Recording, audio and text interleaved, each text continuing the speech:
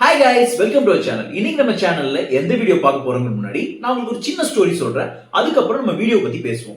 சரி, கொல்கட்டால ஒரு பிரிட்ஜ்ல இருந்த ஸ்டூடெண்ட்ஸ்லாம் வந்து கீழே தண்ணியில போயிட்டு இருக்கிற ஓடுகளை ஷூட் பண்ண பாக்குறாங்க.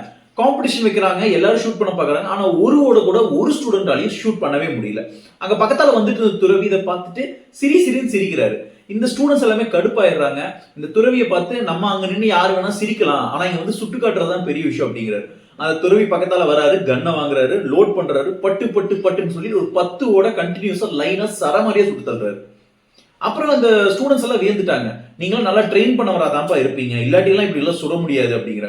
தம்பி, இத கன்னை வந்து நான் வாழ்க்கையில முதல் முறையே இப்பதான் பிடிக்கிறேன் அப்படின்னு சொல்லி சொல்றாரு. அந்த துறவி வேற யாருமே இல்ல, சுவாமி விவேகானந்தா. அந்த ஸ்டூடெண்ட்ஸ்க்கு வந்து அவர் என்ன புரிய வைக்கிறாருன்னா, நான் இதை ஃபர்ஸ்ட் வாட்டி தொட்டாலும் என்னால எப்படி இவ்வளவு கிளியரா சுட முடியுதுன்னா, ஏன்னா நான் வந்து பவர் ஆஃப் கான்சென்ட்ரேஷன் வந்து ரொம்பவே ஹார்னஸ் பண்ணி வச்சிருக்கேன் அப்படின்னு அவர் சொல்றாரு. சரி, பவர் ஆஃப் கான்சென்ட்ரேஷன் ரொம்பவே ஹார்னஸ் பண்ணி வைக்கிறதுக்கு அவருக்கு ரொம்பவே உதவியா இருந்த விஷயம் என்னன்னா மெடிடேஷன். ஆமாங்க, கிங் ஆஃப் மெடிடேஷன் சொன்னா அது சுவாமி விவேகானந்தா தான். அவர் வந்து மெடிடேஷனை ஒரு வேற லெவலுக்கு எடுத்துட்டு போனங்காட்டி தான் அவரால் எல்லா விஷயத்திலையும் கான்சென்ட்ரேட் பண்ணி அதுல பெஸ்டா வர முடிஞ்சிச்சு. சரி, அப்படிப்பட்ட கான்சென்ட்ரேஷன் அடையக்கூடிய இந்த மெடிடேஷனை பத்தி தான் இன்னைக்கான வீடியோல நம்ம பேச போறோம். இந்த மெடிடேஷன்னா என்ன, இந்த மெடிடேஷனை நாம எப்படி அடையிறது, அதை பத்தி தான் இந்த வீடியோ நம்ம பேச போறோம். ஒரு பிகினர் சாதாரணமா எப்படி இந்த மெடிடேஷன் பண்றது, அதை இந்த வீடியோ நம்ம பார்ப்போம். சரி, மெடிடேஷன்னா ஒண்ணுமே இல்ல, உங்க மனசை நீங்க கட்டுப்படுத்துறதுக்கு பேர் தான் மெடிடேஷன். அதாவது உங்க மனசை நீங்க ஒருநிலைப்படுத்தி எந்த ஒரு வேலையை நீங்க செஞ்சாலும் அது வந்து மெடிடேஷன்.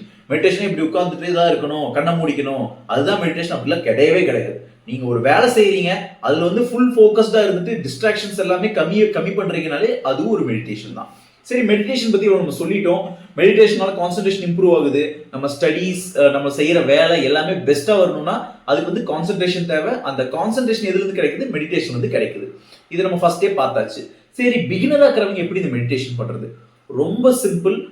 உங்க போன் எடுத்துக்கோங்க, டைமர் ஒரு 20 நிமிஷத்துக்கு செட் பண்ணிக்கோங்க. நீங்க செட் பண்ண கடைசியில ஜஸ்ட் உங்க கையில முத்ரா வைக்கணும்னு அவசியம் இல்லை. உங்களுக்கு என்ன வைக்கணும்னு தோணும், இப்படி வைக்கணும்னு தோணா வைங்க.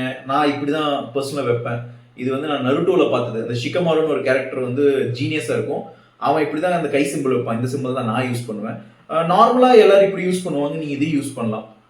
கண்ணை க்ளோஸ் பண்ணிட்டு ஜஸ்ட் உங்க மூச்சுல மட்டும் நீங்க ஃபோக்கஸ் பண்ணுங்க. மூச்சை நீங்க உள்ள இழுக்கும் போது பிரீத் இன்னு சொல்லிட்டு இழுங்க. அதாவது நீங்க சத்தமா சொல்லணும்னு அவசியம் இல்லை, நீங்க மனசுக்குள்ளேயே சொல்லிக்கலாம் பிரீத் இன். அதாவது மூச்சு வெளியிடும் போது பிரீத் அவுட்னு சொல்லிட்டு விடுங்க, பிரீத் அவுட்.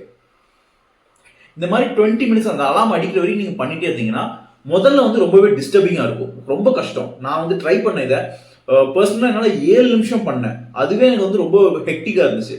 அதுக்கப்புறம் மறுபடியும் அலாம் ஸ்டாப் பண்ணிட்டு கொஞ்சம் நேரம் என்னால கண்ட்ரோல், எப்ப எனக்கு கண்ட்ரோல் வச்சோ அங்க மறுபடியும் ஒரு 4 நிமிஷம் பண்ணேன், மறுபடியும் 2 நிமிஷம், இப்படியே ஒரு 20 மினிட்ஸ் கம்ப்ளீட் பண்ணேன். ரொம்ப ஹெக்டிக்கா இருந்துச்சு. பட் அவங்க என்ன சொல்றாங்கன்னா, முதல்ல வந்து இது கஷ்டமா இருக்கும், ஆனா போக போக போக இது ரொம்ப ஈஸியாயிரும். அதே நேரத்துல நம்ம செல்ஃப் கண்ட்ரோல் கொஞ்சம், அதாவது 0ல இருந்து ஆரம்பிச்சு 100க்கு போகும்போது நம்ம வேற ஹியூமன் பீயிங்கா இருப்போம். ஸோ அந்த செல்ஃப் கண்ட்ரோல் கிடைக்கணும்னா நம்ம இந்த மெடிடேஷனை கொஞ்சம் கஷ்டப்பட்டு கொஞ்சம் கொஞ்சமா பண்ணணும். 61 டேஸ் நம்ம இதை பண்ணோம்னா டெஃபினட்டா இது நமக்கு ஒரு ஹேபிட்டா மாறிடும், நம்ம லைஃபை நெக்ஸ்ட் லெவலுக்கு எடுத்துட்டு போயிடும். சரி, நீங்க இந்த மெடிடேஷன் வீட்டில் ட்ரை பண்ணி பார்த்து இது எப்படி இருக்குன்னு சொல்லுங்க. Until then, bye bye and see you.